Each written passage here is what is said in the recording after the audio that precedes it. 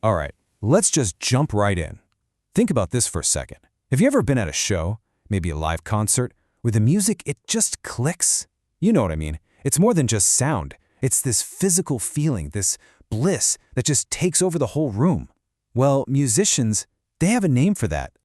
Yeah, that's the one. They call it being in the pocket. It's that moment when the rhythm section, the bass and drums, they just lock in so perfectly that the whole song just feels like it's alive, it's breathing, it's effortless, pure magic.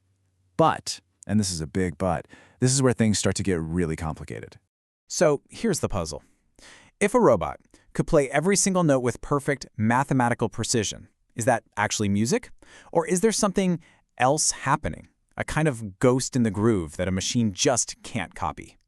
That's the massive question we're digging into in this explainer. And the key word here, the one that changes everything, is feel. You'll hear musicians say it all the time. Hey, we're not robots. And what they mean is, being in the pocket isn't about hitting the beat with perfect timing. Nope, it's about the soul of it, that little push and pull that gives music its human heartbeat. Okay, so if we're going to figure out if an AI can ever find this feel, we've got to get inside its head, right? We need to understand how a machine even thinks. I mean, how does a machine even begin to approach something so human as music? And the key to unlocking this whole thing might just come from a pretty brilliant thought experiment from way back in 1980, from a philosopher named John Searle. It's called the locked room experiment, and man, it just perfectly captures the huge challenge that any AI is up against. Okay, picture this. You're stuck in a locked room. Someone starts sliding these weird, alien-looking symbols under the door. You have no clue what they mean, but you've got a rule book, a massive manual that says, hey, if you see this symbol, just slide that symbol back out. Simple enough. So you do it. And to the person outside, it looks like you're totally fluent, like you're having a deep conversation. But inside that room, you understand absolutely nothing. You're just matching patterns. And that right there, that perfectly sums up the big question with AI. These modern systems, they're absolute masters of pattern recognition. They can chew through 1 billion drum tracks and spit out a flawless copy. But is that real understanding? Or is the AI just sitting in that locked room, following an incredibly complex rulebook without ever feeling the meaning behind the music?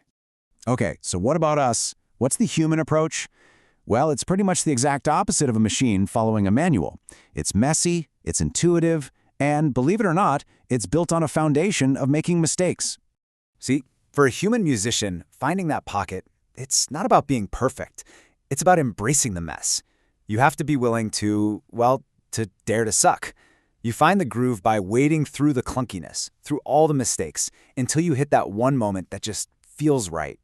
It's a messy journey of discovery, not some clean, perfect execution. So you end up with this really stark contrast, right? You've got the human musician who's chasing a feeling, and their tools are chemistry with other players and mistakes. Then you've got the AI musician who's chasing a pattern, and its tools are data analysis and perfect execution. We're talking about two completely different paths to creating what we call music. And this is where we get into some much deeper water. We're not just talking about music anymore, are we? We're really starting to talk about the nature of consciousness itself. What is that soul in the system? Think about it. Science is amazing. We can literally measure neurons firing in the brain. We can chart all the pathways. We know what a cup of coffee does to our chemistry. But the one thing we can't measure is that internal, subjective feeling of just being. The very thing that lets you feel a song deep in your bones. There's this really beautiful Japanese idea called kintsugi. The idea is when a piece of pottery breaks, you don't throw it away. You don't try to hide the cracks. Instead, you mend them with gold. The repair itself becomes the most stunning, most valuable part of the whole thing. And isn't that just a perfect metaphor for being human? Our strength, our character, our so-called greatness, it doesn't come from being flawless. It comes from our imperfections, from our screw-ups, and from how we learn and repair and grow from them. The gold is in the cracks. And that brings us right back to the music, right back to the groove. Because if that magical pocket is found in the messy, clunky, imperfect journey of being human, then a machine that's designed for perfection, it might be locked out of the groove forever. Its greatest strength, its perfection, is actually its biggest weakness. So where do we land with all this? Honestly, with a bunch of really fascinating questions that have no easy answers. And this is where I'm kind of turning it over to you. First off, is the pocket a bond? Is it a kind of chemistry that can only happen between people? A sort of nonverbal conversation that a machine just can't join? Or what about this?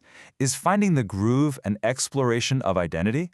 I mean, when a musician is playing, are they just hitting notes, or are they pouring out who they are? Is finding your groove basically the same thing as finding yourself? And that's really the heart of it, isn't it?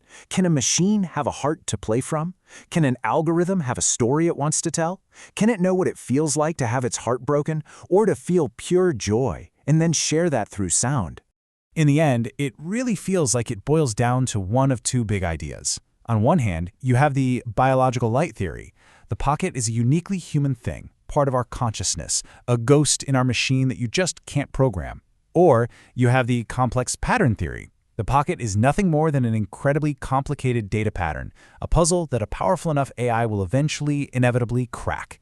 And that'll leave us wondering, what does it even mean to be human after all? So, what do you think?